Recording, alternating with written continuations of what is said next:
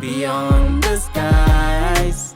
You and I, we're breaking bounds on Baobab. Hello, welcome everyone. Good to see you. We have a very full house. About 93 of you have joined. Please keep telling us, put in the chat where you're joining us from. It would be nice to know. All right, we already have some people telling us that they're from Nigeria. Tell us where you're coming in from. Hello from wherever you are. Chad, Ghana. Oh yeah, Uganda, Burundi, Ghana, Kenya. Oh wow, okay. All right, we are well represented. I'm happy to see that. Joyce from Uganda, but joining in from you. Happy to have you. We know that you're going to be very, very helpful in this session as well. Oh, Cameroon, Ethiopia, Somaliland. Okay, this is great. So I'm officially welcoming you to the event today on how to apply for the Mastercard Foundation Scholars Program.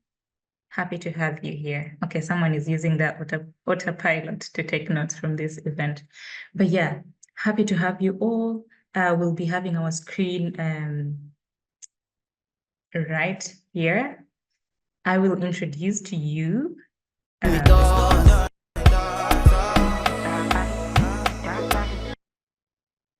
Okay, that was a nice one. It was a nice commercial break. So my name is Hilda Adur. I am an AIR fellow, and I'm hosting this event together with my colleague Emmanuel Narinda, whom you already know. Emmanuel is already, we should say, board certified and licensed medical specialist. And it's on the next slide. So besides that, he has applied 6 times for the Mastercard Foundation. I mean, 6 times for the scholarship, but about 3 times for the Mastercard Foundation Scholarship, sorry. So Emma himself is, I know if I don't say these things, he's not going to say it by himself. He's an entrepreneur, and he's also an entrepreneurship coach. So welcome with me, our co-host for the day. Emma, you're welcome. Right, thank you so much, Hilda. I'm really excited about this event. I'm excited about our audience. And I think you're definitely right. Sometimes I hear things about me, I'm like, yo, is that me? So thanks for that great introduction. And I'm happy to be here today and looking forward to learn from our audience and also share tips that are going to help them to apply to the prestigious Mastercard Foundation Scholars Program. Back to you, Hilda. All right, thank you. Everyone is saying hello. All right, it's good to hear that you're saying hello, but I would like to know how you say hello in your language, like national language. We prepared a couple of languages. Tahe, which language is this? You should tell us which language it is, like a national language. Yes, Jambo from Kenya, we already have it. And if you already notice that this word cloud actually has it in a form of the map of Africa, please do not argue with us. It really looks like the map of Africa, at least. So in Rwanda, they say Muraho, and then Jambo for people from Kenya, then Salam for people from Ethiopia. I think we're getting, oh, Salam in Gambia as well. Okay, that's good. I thought it's Salama. Yeah, we also have Dumela, then we have Saubona, Muhoro, I think it's Ndebele, something like that, or Shona from Zimbabwe. Oh, okay, Atesen. All right. This is good. Akwaba. Isn't Akwaba welcome? Great. Thank you for this energy. So we are going to say hello to our guest speakers of the day as well. Moving on swiftly to our guests of the day.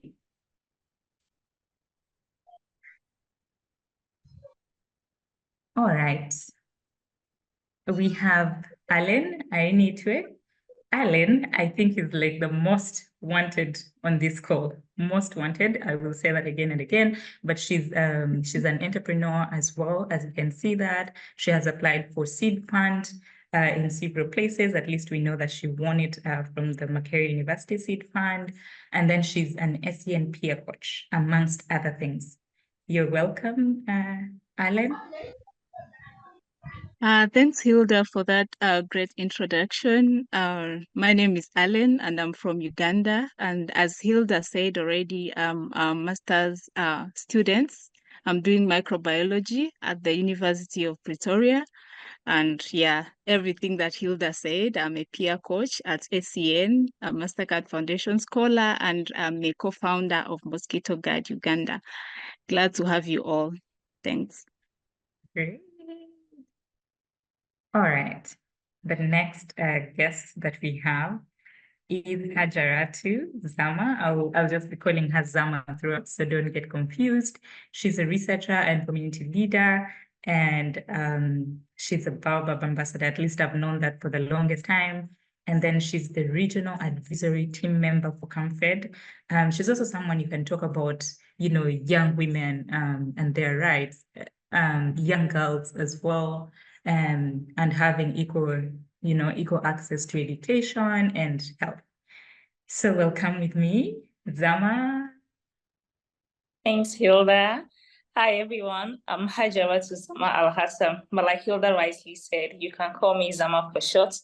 I'm currently pursuing my master's at the American University of Beirut in pharmacology and therapeutics. Hello, Ashika. It's nice to be here today. I'm looking forward to answering most of your questions as much as I can. And thank you very much for the warm welcome. I should add that I'm a Mastercard scholar. Thank you. Wonderful. Yeah. I think everyone we are having on our panel today is from the Mastercard Foundation Scholars Program somewhere. So this is the most exciting part. We usually have a surprise guest. So this time, our guest, we have so many clues. So you can already go to the chat and start telling us where you think our surprise guest is from. Here are the clues.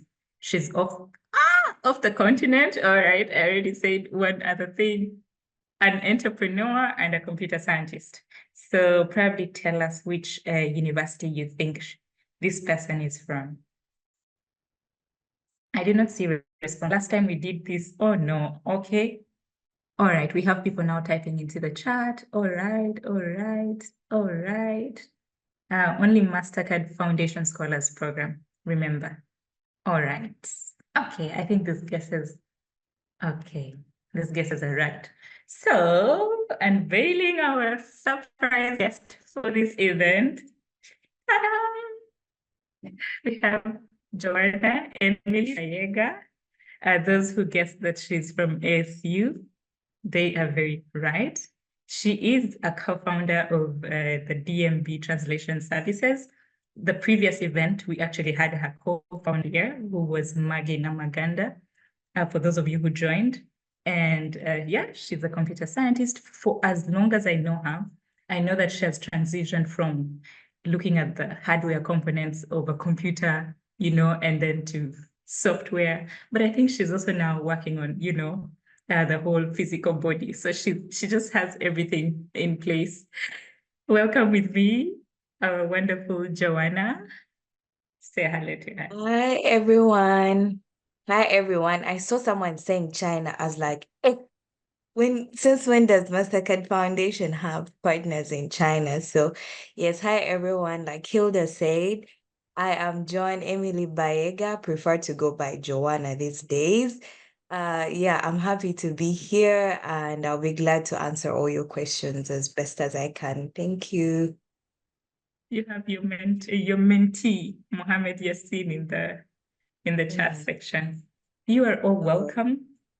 So just know that all these guests have spared their time, and energy to come and, share about their experiences and also to listen to all the questions and concerns that you have about the scholarship program. All right. Moving on next, I think I'll hand over the session to Emma, my co-host. But before he comes, we'll briefly touch on a few things about the Mastercard Foundation Scholars Program. So we will keep mentioning that, you know, this program works with other implementing organizations to provide equal access to, you know, education and also financial inclusion for young people in Africa and the indigenous youth in Canada. I don't know if we have people like that in this call today, but yeah, so that's what it is about. Of course, along the way, we will talk about eligibility, but before we even talk about that, this session will only touch on graduate application. Yes, the Scholars Program has the undergraduate application bit, but for this session, it's limited to the graduate, to graduate school or graduate applications. So the eligibility for undergrad scholars is 29 years and below that. But then for graduate applicants, it can be 35 years old or under. So let's get that right. Moving on to the next slide. All right, so Emma will take you through this. All right. Thank you so much, Hilda, and thank you to our lovely audience for joining us today. I'm really happy to be going through this part of the presentation because there are many myths about the Mastercard Foundation Scholars Program.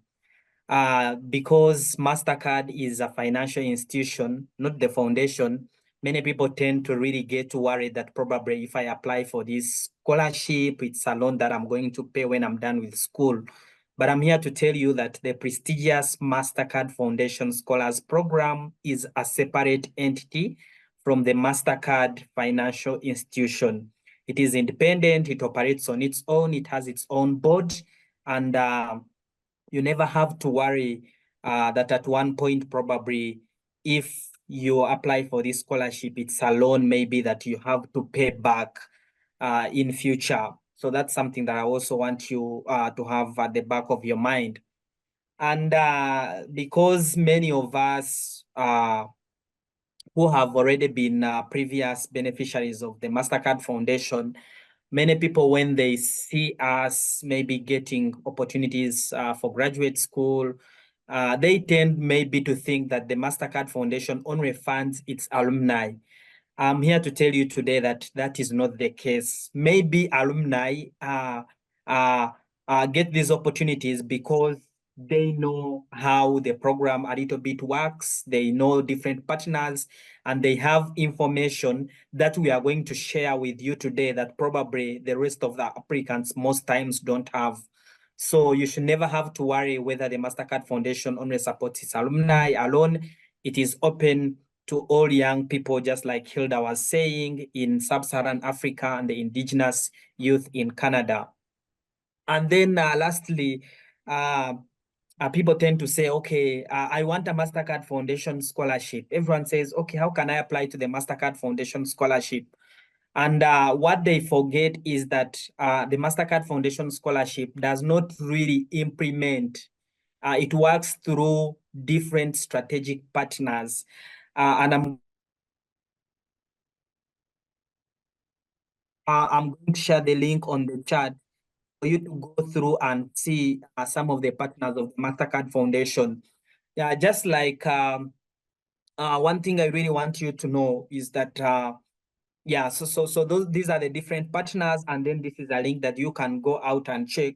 But for points of emphasis, just to know that when you're applying for the Mastercard Foundation Scholars Program, it's one thing to apply for the scholarship. It's also another thing to get into the graduate school that you really want to go and pursue your academics from. So have this at the back of your mind that, okay, I want to join the Mastercard Foundation Scholars Program, but have a purpose that is going to help you to get admitted and allowed by different partners. Because at the end of the day, no matter how good you qualify for the Mastercard Foundation Scholars Program and scholarship, if you are not admitted to one of these partner institutions, there is no way you are going to become a Mastercard Foundation scholar. So it's good that you go through these partner institutions, look at the programs they offer, see what interests you and what you're willing to go for, because different partners offer different academic programs, offer different packages, and it's good to have that at the back of your mind. All right, so going forward, yeah, back to you, Hilda. Yes, so our team will put up a poll for you to answer and tell us which Mastercard Foundation Scholars Program you would like to apply to. That would also help us to know how to respond to your questions. So please respond to that, and then we can move on swiftly to the discussion. Oh my goodness. Looks like ASU is still leading.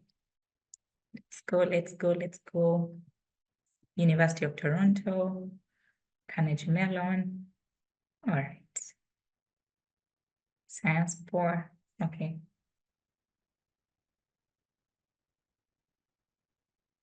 I know it might be surprising to see some of the universities here, but yeah, good you now know. They're still implementing partners of the Mastercard Foundation Scholars Program.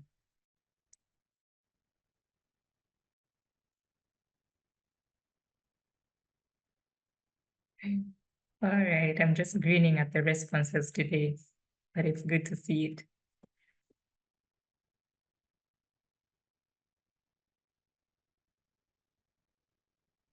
Okay. All right. Now we know that most people want to apply to ASU. 32%. 32%. Joanne, you have a lot of work to do tonight. Emily, I can see people. Okay, 13%, that is UBC. Oh, okay.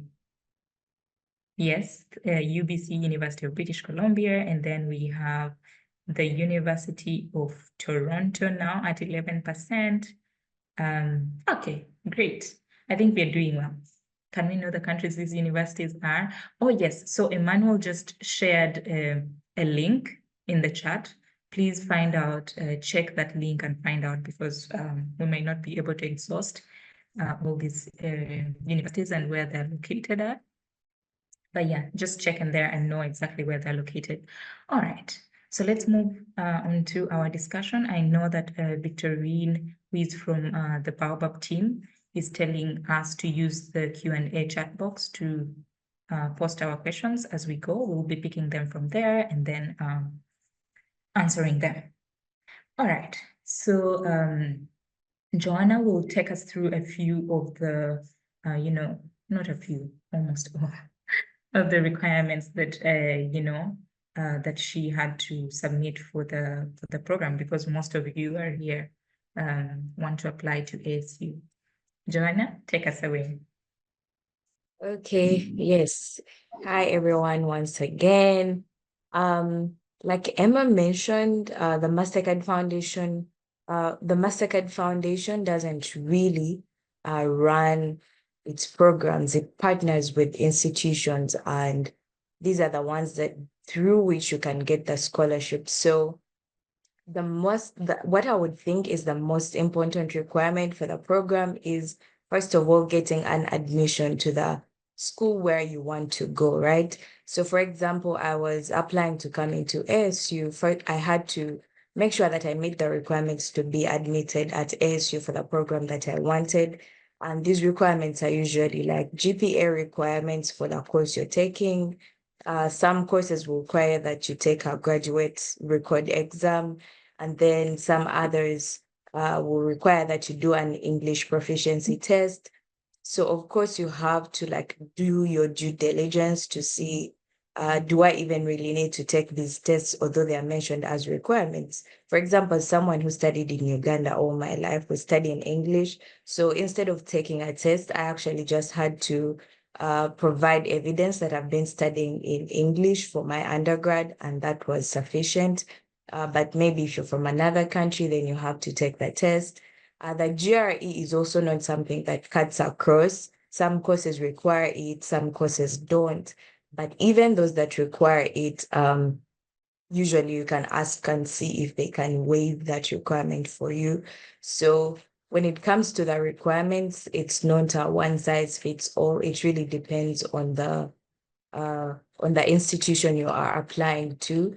Just go deep down into those websites and dig for that information. But generally, the first thing is to get an admission to the school you want to apply to, and yeah, make sure that you meet all the requirements for admission. Then when it comes to the scholarship, particularly on the Baobab Digital Innovation Scholarship, and this scholarship is tailored particularly to train EdTech experts for Africa. So there were also a few limitations on the requirements there, in that they are only sponsoring a particular number of courses that align with EdTech. And so if you are not interested in the courses that they are sponsoring, then that means that you may have to look for another partner. But you just really have to do your due diligence and see, okay, I want to go to Berkeley. Is the course that I want to study even offered at Berkeley, or is it even sponsored by the Mastercard Foundation Scholars Program? Yes. So that's what I would have to talk about the requirements. If there are any particular questions that I haven't addressed, feel free to drop them in the Q&A. And over to you, Hilda. Yeah, I think we will not emphasize enough always doing our research, doing, due diligence. And before also, Alan responds to this question, we also have Ngobi Ambrose. He was here with us for the previous event. So he's going to be responding to any of your questions regarding the South African universities, that is maybe including also University of Cape Town. So if you have any of your questions and, they keep popping up, he's going to be responding in the chat sessions. We are very glad to have you, Ambrose, just sparing your time to even respond to this. So we are glad to have you. I know he's in the chat section somewhere. So Alan, would you quickly tell us some of the requirements that are already not mentioned that you had to submit for your program? All right, thank you, Hilda, and thank you, John, for that beautiful presentation. I can call it a presentation or this discussion. When it comes to the requirements, they cut across. Some of them have already been mentioned by Joanna. But then when it comes to the South African, there are a few things that are specific. When it comes to the admission for South Africa, you need a SEQUA certificate, which is provided by the South African Qualifications Authority. And these certificates usually you just have to check the South African Qualifications Authority, their website, and then just check all the details about how much to pay and how to get through the process, because everything is just well put there. So when it came to me, I paid around 2020 rands, and that is how you pay it. You pay it in rands. You can use your credit card, or you can use the rands, like the cash. Yeah. So also, there's something else I want to add to the admission part. Usually there is a mistake that people from countries like in Uganda, let's say, most of us do like a 3-year program for our first degree. And then when it comes to South Africa, usually they prefer, for you to get into a master's course, they prefer you to have a 4 years course in your previous degree. So that's something that you should look into and pay attention to, because then you end up applying directly for a master's and then you're denied an admission, yet you would have first got into an honors degree that helps you like transition easily into the master's program. Yeah, so that's something that I wanted to point out when it comes to the admission. So make sure if you have a 3 years program, you apply for an honors program first before you get into a master's program. And then also if you have a 4 years program, it also needs your SEQUA, so that the SEQUA is able to tell if your qualification like helps you or it's sufficient for you to get into the master's program. So it doesn't mean that for you having a 4 years program means you have to get admitted directly into the master's program. Sometimes you may not have like good GPA that may get you into the master's program directly.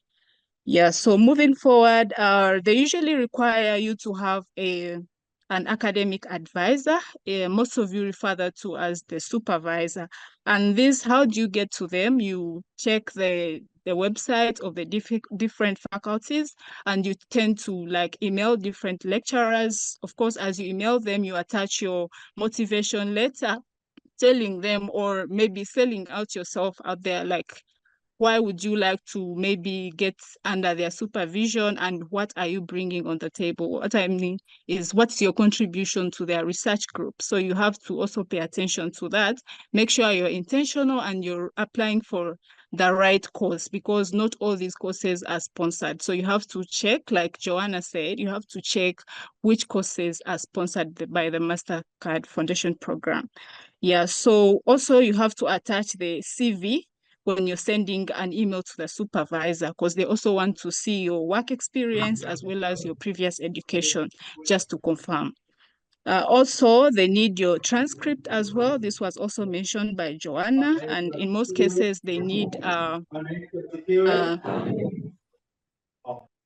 yes, they need your transcript as well. Usually the certificate is not that important, but I would also advise you to attach it, because it is also very important in the verification process. So during the SACWA process, when you send in your documents or your transcript for it to be verified, then SACWA sends a verification email to your previous institution where you got your first degree. So it's up to you to follow up and make sure that they respond to that email for SACWA to proceed with the qualification.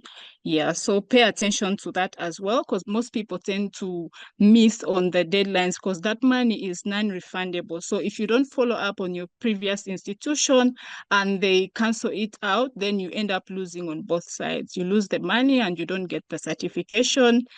Yeah, so another requirements when it comes to the scholarship, the Mastercard Foundation Scholarship itself, usually they need an affidavit. This applies to people who are unable to provide proof of their economic background. So you have, in most cases, the request for your bank statements from your parents and everything, or from yourself if you're already working. Yeah, but if you're unable to provide this, then it's always better for you to reach out to any lawyer you know, because the cost also for these vary depending on where you come from and who you go to. So for my case, I paid around 250 rands. That's around 50,000 Ugandan shillings. So you can be able to get this in writing, and it can get stamped by any lawyer in the country. And then this, you attach it as your proof of anything that is missing. It can be death certificates, it can be marriage certificates for those who are already married, it can be any IDs, because sometimes they need IDs of your parents, your siblings, and everything. So you have to make sure that for any document that is missing, then you have to attach it, or you have to state it well in the affidavit. Yeah, so I can say that's all for the specifics, unless maybe there is something more that I've left out. We can always add it later. Thank you, Hilda. Okay. Just to reference, the 250 rands is approximately $13 for people who were not able to translate that. All right, so the next question, let's have a next question, please. All right, so even before Zama tells us about this, there's a question coming up from someone who is interested in applying at AUB, and she's wondering whether she should apply to the school first or the scholarship first. So Zama, before you tell us about your experiences that probably strengthened your scholarship application, please answer to this. Hello, everyone, once again. For the question regarding whether you apply to AUB first or the scholarship, admissions for AUB usually open around February, March, and that is when you apply. So you apply to the school, and when you are applying to the school, you would indicate that you need financial aid, and under financial aid, you can select the Mastercard scholarship. So you submit both applications simultaneously. as you are submitting your AUB application, you submit your Mastercard application using the ID that AUB gave you, the application ID. So you submit both by the deadline. They have the same deadline. And then, but usually you get admission to the school first. When you get admission to the school, then you get shortlisted for the interview. And then after the interview, if you are selected, you get the scholarship. So back to my question, I'll be sharing any specific experience or accomplishments that strengthen my application. And for me, I would like to say that it was my involvement in social work. If you follow the Mastercard Foundation Scholarship Program, you will realize that they are very passionate about individuals who give back to their community. In my case, I was involved in empowering children back in my community. If you remember in the introduction, Hilda mentioned that I'm passionate about women empowerment. So yes, I'm a passionate advocate for women's rights and also quality education to basic children and health access for all. And what I used to do was I used to go to schools and mentor young children there with their studies, and then involving in community health outreaches. And these things, I didn't just do them. I used to document my work. I share what I do on social media. If you're not comfortable with sharing your work, you just have to find something. What is it that you're passionate about? What is it that you are doing to change your community? Because in the scholarship, whether during the interview or during the essay writing, they are going to ask you what you are doing differently or what you plan to do to help your community. And what better way to tell them that, oh, I plan to change this. I am an advocate. I am passionate about climate change. What better way to tell them than proving that you are doing it already? I remember in my interview, I was being asked if I was, I said a lot and they asked, oh, Zama, you've said a lot, but how do we know that you are doing all this? And I was like, you know what? You can check my LinkedIn page right now. You can see that all these things I said I do, it is there. And then I shared my accounts with them and they checked. And for me, I was just happy because I knew that they have evidence for whatever I said. And these don't have to be anything big. You don't have to be running an NGO. You don't have to be a partner as a big organization. Just something little that you are doing, but in a positive way. Maybe one day you were even going to work and then you saw a student on the way and gave the students right to work. Just all these little things is going to go a long way to strengthen your scholarship application. And when you do these things and you write them down, it also improves your writing skills. And then when you are applying, you can structure your statements and everything very well. So these are just my specific, this is just a specific experience that I think was very helpful to me. Then thanks for the opportunity, Hilda. All right. Thank you so much for elaborating that, because that helps a lot for people like us who did not start up an initiative and then we are wondering, oh, did I need to be an entrepreneur to be able to be selected for this scholarship program? So that was a great one. All right. So Emma's process was totally different. That's why we call it unique to most programs. So how exactly, Emma, would you say your process was compared to the other universities that you applied to? You have applied 6 times. So you should tell us why one of these programs was unique and what made you stand out. All right. Thanks so much, Hilda. So I'm going to tell my experience specifically to the university I'm going to attend to, such that I provide more context and maybe probably touch a little to the universities where I was accepted and chose not to attend. So let me start with University of Toronto, because this is a program that is unique and not everyone can apply for the Mastercard Foundation Scholars Program at University of Toronto. Specifically, the partnership Mastercard is running at University of Toronto is for specific universities in Africa. And I'll be happy to share a link after my conversation. Let me see if I can get a link here very fast because it may skip my mind. So if you find that your university, for example, is not part of the partner institution, just like I always tell young people, save that energy instead of applying for something you don't qualify, because they are not going to read your application if they find that you don't qualify for you don't meet the minimum requirement, you're not from the partner institutions. So that's a link. So first and foremost, I think Joanne mentioned something I really liked, that the Mastercard Foundation Scholars Program is not a one-size-fits-all. Different partners have things that may make a candidate appear a little bit strong and different from the other. So like for University of Toronto, what will make you stand out as a candidate is that you are from a partner institution, and I've shared the link for you to check out which partner institutions are they looking out for. Unfortunately, for my friends who are based in Uganda, right now you cannot apply to University of Toronto because there's no partner institution in Uganda.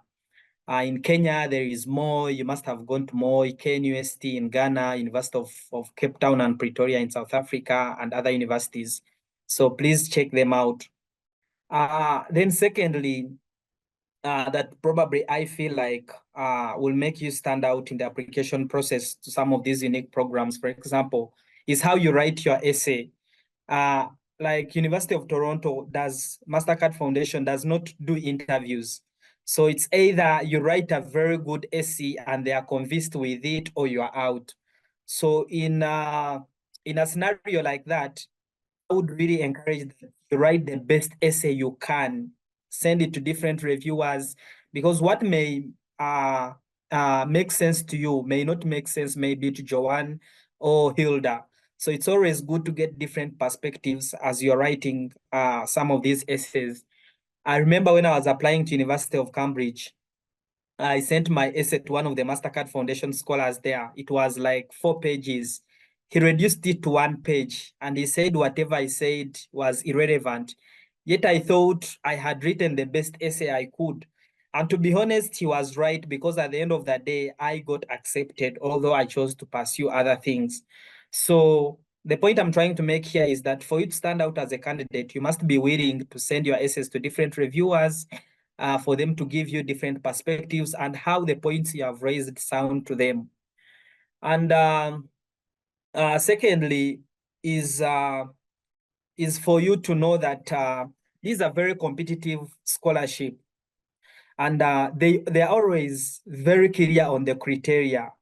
The candidates they are looking for, let's say at ASU when Joanne was applying, may not be the candidates they are looking out for this year. So it's always good to read the criteria, and ask yourself, do I possess the kind of qualities? Do I meet the minimum criteria they are looking out for? And one of the regrets, actually, personally, I regret in life is that I've applied for many things I don't qualify for. And maybe I was hoping that by God's grace, magic will work out. But sometimes, much as it's good to be an optimist, it's also good to be realistic with yourself. Don't apply for things you don't qualify for. Don't apply for things whereby you don't meet the criteria, because these days with AI and automations, sometimes before they even review applications, they put them in a system, and there are those questions they make you answer. Are you this and this? Are you 18 years old? Are you this? So at the end of the day, before they review applications, they first clear out those which do not meet the criteria. So you imagine you have put in a lot of time to apply for an opportunity, but you're not meeting the criteria and your application has not been read. Yet you could have used that energy somewhere else and succeeded. So in conclusion, when you find that you meet the criteria, the only thing that is going to make you stand out is your story. The reason as to why I want to study maybe in Canada may be different from the reason as to why Joanne decided that for her she wants to do a university in ASU. It could also differ for Zama, who decided that, okay, me, I want to go to AUB. So the only thing that is going to make you stand out is not because probably you have a friend who is studying in Canada, in the US or UK. It is your personal story, how you tell this story to the Mastercard Foundation Scholars Program, to the admission where you're going to pursue your education. And it's going to make a difference and make you stand out among the millions, maybe thousands, maybe 10,000s of other young people across Africa who are also going to compete for the same opportunity that you're looking out for. And then lastly is that if you check my LinkedIn, you'll find that I've done very many short courses related to the program I'm going to study. So I always say that if I'm competing for an opportunity with 10 people, I always want to do something that even someone who is going to grade us will find something special about me before we even speak. So when I decided that I want to go to University of Toronto, the first thing I did was to do short courses related to my program.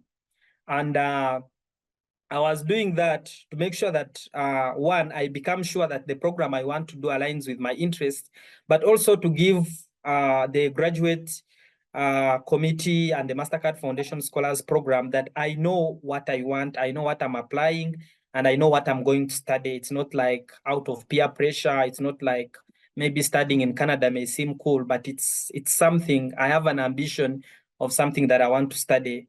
So that's maybe another standout recommendation that I would make. I've spoken a lot. Let me stop here. Back to you, Hilda. All right, so we'll move on to the next question on the slides, which is for Alan. Looking back, would you briefly summarize any of the things you wish you did differently? Thank you, Hilda. Okay, looking back, there are so many things that I wished I would have maybe known or done differently. Yeah, and most of them have been mentioned by the previous speakers, but I would speak to this as things that I wish I had done differently, as well as things that I wish you would have paid attention to the most if you're looking into pursuing your studies, your graduate studies. So one of the things I would have done differently, I would have done extensive research on the different institutions, the courses, and the requirements, because I realized most of the times you just get on the application, you just in one night you want to get it done, and sometimes you don't even do the research about the institution. Is Mastercard funding this kind of course? Is the course suitable for my previous degree? Like the degree that I did for my first degree, or does it even fit into maybe my career aspirations? Because you state those in your motivation. Remember, all these things have to align, and people have to read and see the coherence in everything that you're writing. Like they have to speak to each other. So things that I really would have considered is to do enough research. I would urge you to continue and do research. If you're meant to apply for maybe a scholarship maybe this season, like for the University of Pretoria, they are open until September. So you need like a full month where you just write down everything on what are the requirements, what are the courses, what can I do, where do I get this, where do I get that? Because there is a lot of mentorship that is needed in between there. So you can also always reach out to the previous networks, like people who are already onto this program, like people who are the alumni, people who are on these programs. They can always help you with everything that you need on the program. Of course, you have to be very patient with them, as most of them are busy. So you have to also be a patient person. If you reach out to someone and maybe they take 1 or 2 days, don't give up. Just keep on asking for what you want and you'll eventually get it. Yeah, so I also would have really planned ahead of time, because most of the times my motivation letters, my statements of purpose, they were not to the point. And remember, like Emma said, these are very competitive scholarships. There are thousands of people who have applied, and you have to be like convincing enough, and you need enough time to articulate your things so that every time someone comes to, so last week I was attending a session and someone says sometimes they take only 1 second to go through your statement of purpose, or even less than that. So if they don't see the things they want in maybe the first paragraph, then they just put it aside and get on another person. So always communicate the most important things in your first paragraph, so that they're able to pick up on these. Yeah, so please try to plan ahead of time. Try to have a checklist of the requirements, so that every time you complete something, you check it off your list and then you go forward. This helps you to track your progress and also helps you to be ahead of time, because you need your documents to be reviewed by different people. And then if you delay on maybe having them done on time, you find yourself sending them to your reviewer maybe 2 days to the deadline. And also they are very busy people, so they're not going to give you the time that you need.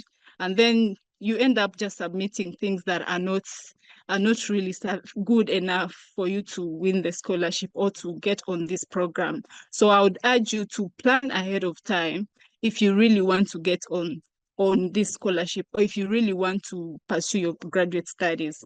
Yeah, so another thing I would tell you to utilize the networks you already have. I'd mentioned this, yeah.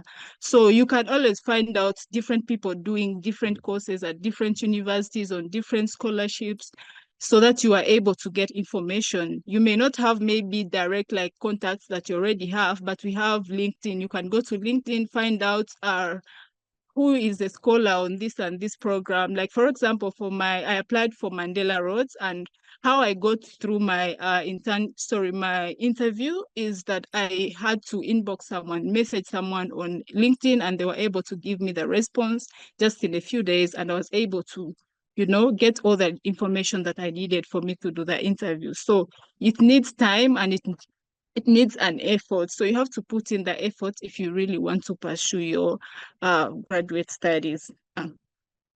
So I would also tell you to choose your recommenders like intentionally, because this is one of the things that I ended up struggling with, and I wish like I would have done better if I was to go back. Yeah, so I found myself having one person to recommend me all the time and even review my documents, which is not, it's something that is not realistic, because remember, you have only one person and you want to apply for so many scholarships, or you even have more than 3 documents, and you cannot always send those to only one person. So you have to make sure you have good networks, and you also network with people with experience so that they can assist you. So that if you have like maybe 5 or 6 documents, you can be able to circulate them within your network and you get feedback on time, because there are always delays in the reviewing process and everything. Yeah. So I would have managed my expectations. Like, that is one of the things that I struggled with, because I applied to many scholarships, and yeah, I was getting a lot of rejections actually. But then I had to learn how to see, maybe I didn't do enough, or maybe I did something that actually didn't qualify for, like Emma said. So you have to be realistic to yourself and make sure you apply for things that, or for a course or a program that you do qualify for, to maybe minimize or increase your chances of being picked up on. So you have to learn how to manage your expectations. Of course, the disappointments may come in, but then you have to learn how to move forward. So as you apply for one scholarship, you can move on to another opportunity if there are resources, and see how that goes. Yeah, so yeah, I think that's all for now. That's all I can say, but just in case I am to add on something, I'll always get back to Hilda. Thank you. Thank you. Some of these questions that we prepared ahead of time have been answered. So we'll move on to slide 17, where we know we had already questions from people coming in. I know that Alan is supposed to respond to these, but I think the response for whether you are supposed to pay for the application fees for the Mastercard Foundation Scholarship at University of Pretoria, there is no fee. There is no fee related to that. So we'll go to the next question. Whatever you have to pay is the $15 that she mentioned. So that is for the verification of your documents in your home country. If you have any direct questions related to that, please put them in the chat and she will respond over there. But for now, she's going to respond to how you can get your documents verified by organizations. Alan, please. Thanks, Hilda, once again. So how you get your documentation verified is that you go to SAQA, you go to their website, South African Qualifications Authority, and then you check out the process. There is a procedure there on how you apply and until you get the certificate. So it's really a very good. Okay, it's a very something that you can understand easily. So I didn't find myself struggling a lot with that process. It's just about you submitting the requirements, which are your transcripts and sometimes your certificate, but that's not required because it's only your transcript that has to be verified, that has to be stamped because it has all the marks for your different modules and all courses that you did for your previous degree. Yeah, so you submit that to SAQA, and then your transcript has to be, you have to take it to Senate. For those at Makerere, you have to take it to Senate first for certification before you submit it to SAQA. So you certify it and then submit it to our SAQA and then pay the money. You usually use I used my credit card. You can use also the cash. I think there's also a cash. There are so many different payment options. So you can always consider what is suitable for you. Yeah, so once you have submitted, it takes you about 1 to 2 months before they get back to you. So when they get back to you is that they will be telling you, hey, we sent a message to your institution. Would you please tell them to respond to us? Because I don't know how it works, but all the time Makerere misses on their email. So they always come back to you and say, hey, can you please talk to Makerere so that they can speak to us? Yeah, so it's up to you to move swiftly and then follow up with Makerere, because it's a very stubborn process there, because you go to the dean or you go to wherever those offices, and then they keep tossing you. There's a lot of back and forth in there, so you have to be really dedicated and you don't have to give up, because there's always a lot. Because then Makerere says, okay, we have responded, but they're also not talking to us. And then, there's that, and then they cannot show you that they actually responded, and you just have to be in there. So how I went about it is that SAQA was actually not even responding.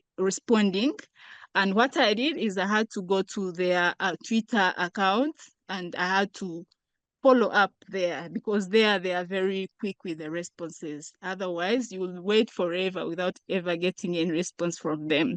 So you have to really find all the ways of getting their response. Yeah, and then it takes about 3 to 6 months to get this certificate. And once you've gotten the certificate, you can submit it to your institution, your preferred institution. That can be especially for UP or to your faculty as well. Yeah, so that's how you get your documentation verified. All right, Alan, thank you. We are running against time, so that's why I'm interrupting a bit, but let's move to the next question. We just want to make sure that all the questions that were submitted before time, while registering for the event, are answered. So next question, please. The next slide. All right. I think we are not getting there now, but the other question was on, can someone apply for the scholarship without a transcript because they're completing their study this year and then they will have their transcript next year? Joanna, would you please respond to this briefly? Okay, yes. So generally, you would not need an official transcript to submit your application.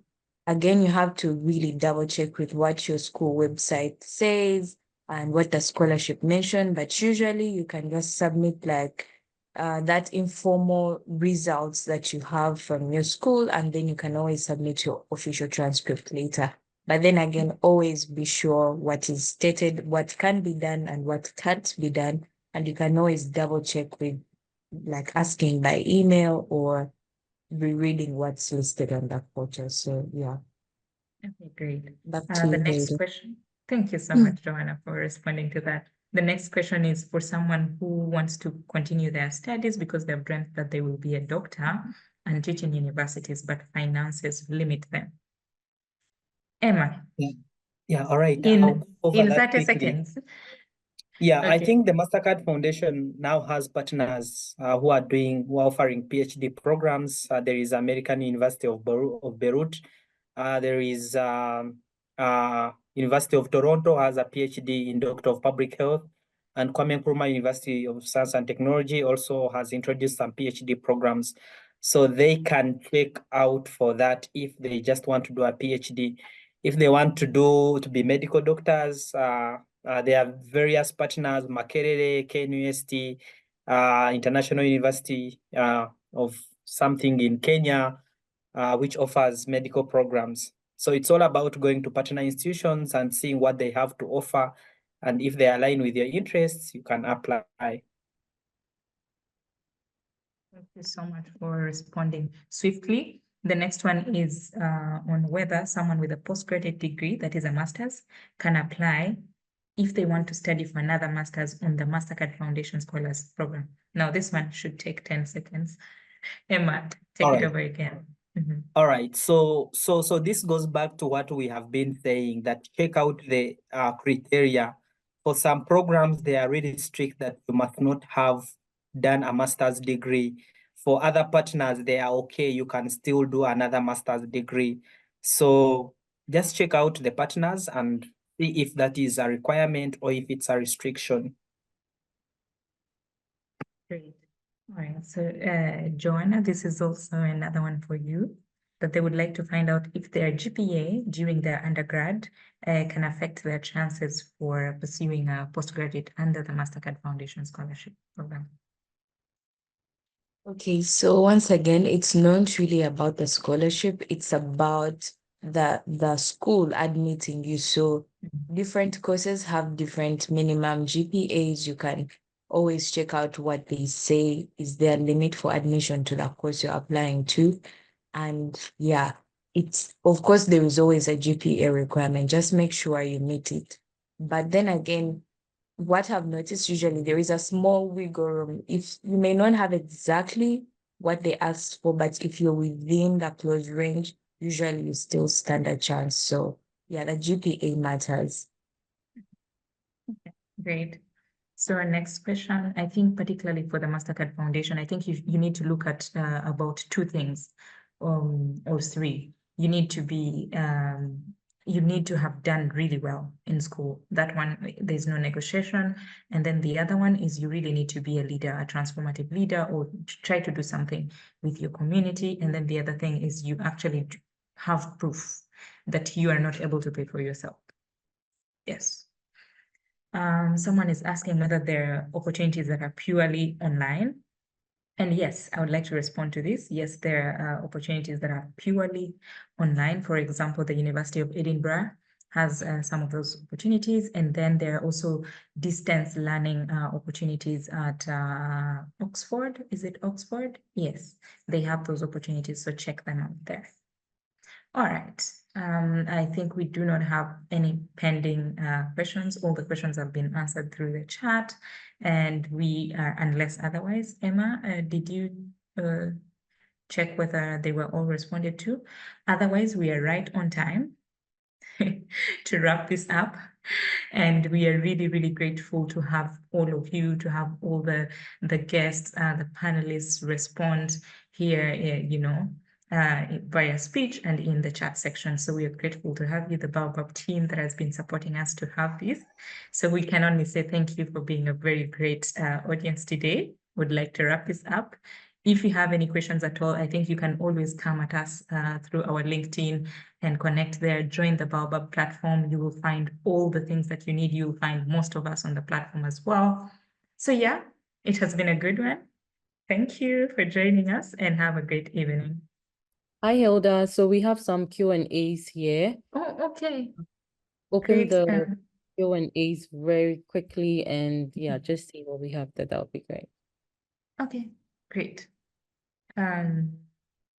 So now in the moment, are there particular ones that you have highlighted, Victorine? Because I see Yes. most of them So have been there's responded. one specifically to Joanne.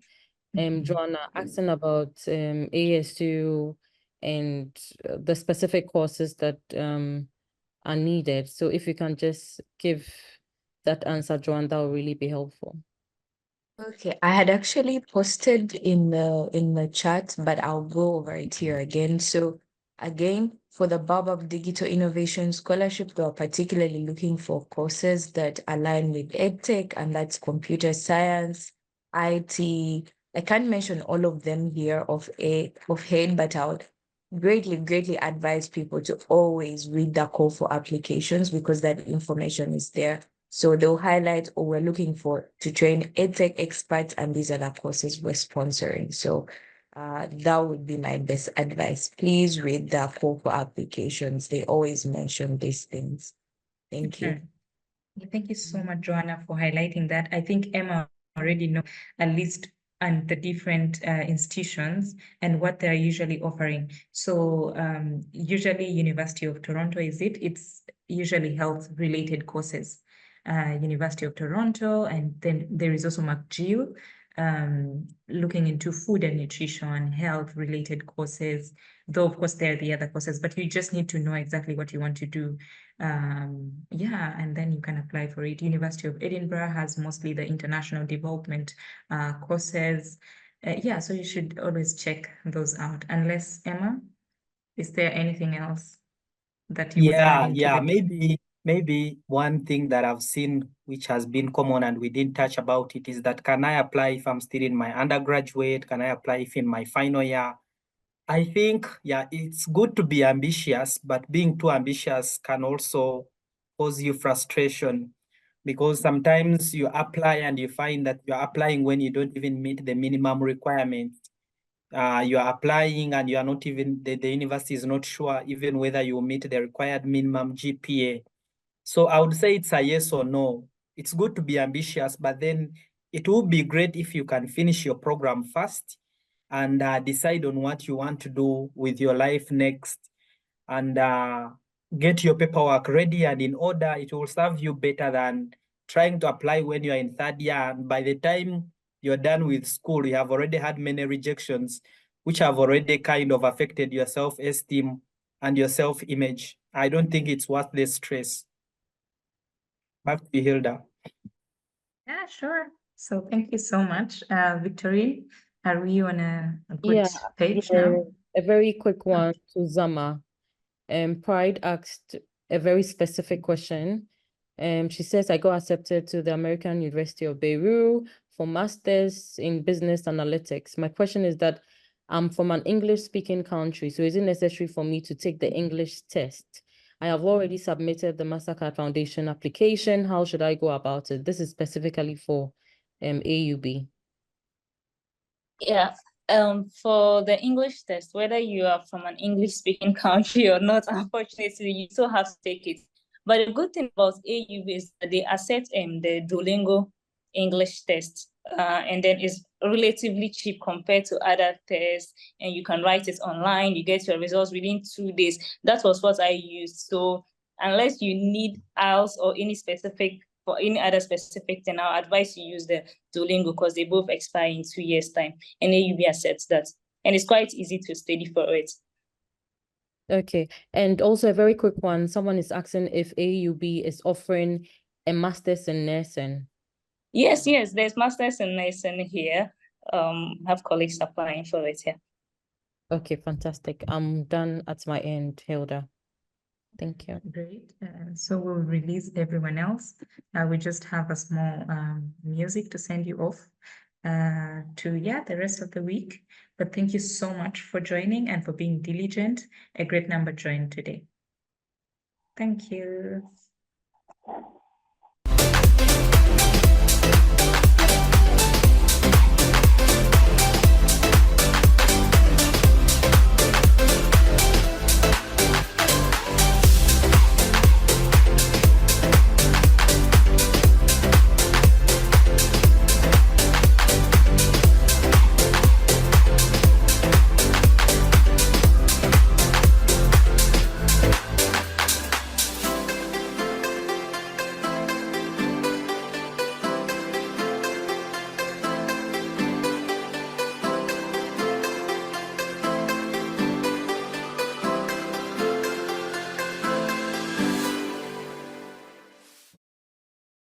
Beyond the skies, you and I, we're breaking back.